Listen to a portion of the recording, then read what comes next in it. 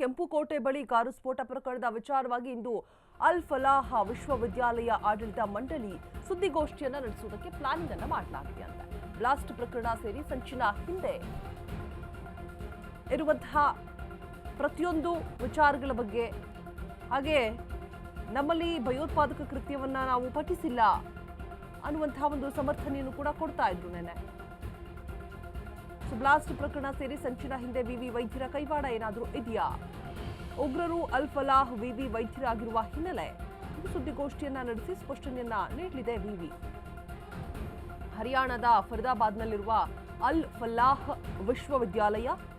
ವಿಶ್ವವಿದ್ಯಾಲಯದಲ್ಲಿ ವಿಧ್ವಂಸಕ ಕೃತ್ಯಕ್ಕೆ ಸಂಚು ನಡೆಸಿರುವಂತಹ ಆರೋಪ ಕೇಳಿ ಬರ್ತಾ ಇರುವಂತಹ ಹಿನ್ನೆಲೆ ಇದೀಗ ಆ ಆರೋಪವನ್ನ ಅಲ್ಲಗಳೆದಿದೆ ಯೂನಿವರ್ಸಿಟಿ.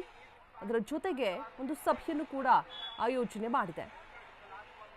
ಬಿಕಾಸ್ ಉಗ್ರ ಕೃತ್ಯದಲ್ಲಿ ಭಾಗಿಯಾಗಿರುವಂತಹ ಡಾಕ್ಟರ್ಸ್ ಇದೇ ಯೂನಿವರ್ಸಿಟಿಯಲ್ಲಿ ಇದ್ದಿದ್ದರಿಂದಾಗಿ